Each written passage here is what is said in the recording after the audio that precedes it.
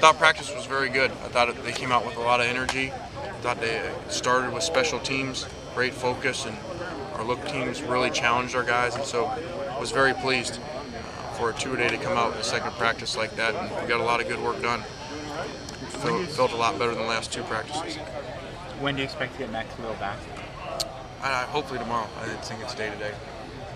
What do you think of Matt tonight, throwing the ball? I thought he threw the ball really well. I thought he really made some really good throws. He's starting to get comfortable with Marquise Lee. He was a star of the practice by far. Probably nobody even close to him. Continued to make a ton of plays. Whose idea was it to give? I don't know. Not mine. I have no idea. Nobody's idea. All I said to him one day was, I said, can you please announce the score so that guys know the competition period? I said nothing about a blowhorn. And if whichever side's losing really hates him at that point because you have to hear how annoying he is. Where do things stand with the backup quarterback situation? Yeah, both guys are doing great. They're doing really well, and almost to a surprising level how well they can handle the offense. We don't really call any different plays.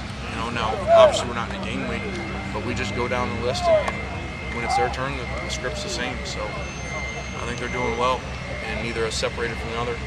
So what are you looking at now as another physical ability? Are you trying to kind of see who they are mentally? Is that? Yeah, for that position, the game is so important. So the preseason games are so critical for them to see how they are in those situations. The only thing that we're not going to know is when they can get hit. We're not going to do that. That's the only variable left to know with them. So I think they both have managed the huddle extremely well, especially in the Coliseum, because usually I'm in the huddle at this point of the camp, but we thought it was critical to be out of it and treat it like games, and so they've been running everything without me in there. Good job. You expect Robert Woods back anytime soon? Day to day. Every day we're thinking that he's close, and he actually ran around a little bit at the beginning of the first practice this morning, some routes and stuff. So I would definitely think he'd be back by the game. You said you were looking for an X earlier. Is Marquise Lee a candidate for that? Well, it could be. It's hard to change the young guys once you put them somewhere for the true freshmen, and so we wouldn't want to flop him over there yet. But he could play both physically, definitely. He could play any of our spots, any of our three spots physically. That'd just be a really hard mental transition, to go from Z to X after 2 weeks of being here. When did Robert learn? Robert knows all the positions, I assume. When did he start doing more than one?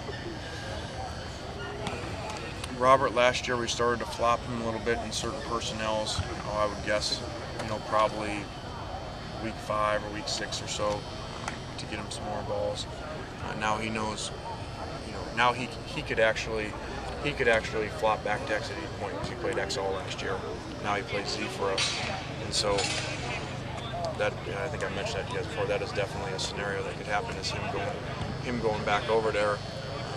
If the two best receivers are him and Brandon Carswell. You get the question a lot, but you had Gertler left earlier today, and you put Coleman in there, and Martinez sometimes too. Is any one guy standing out to you?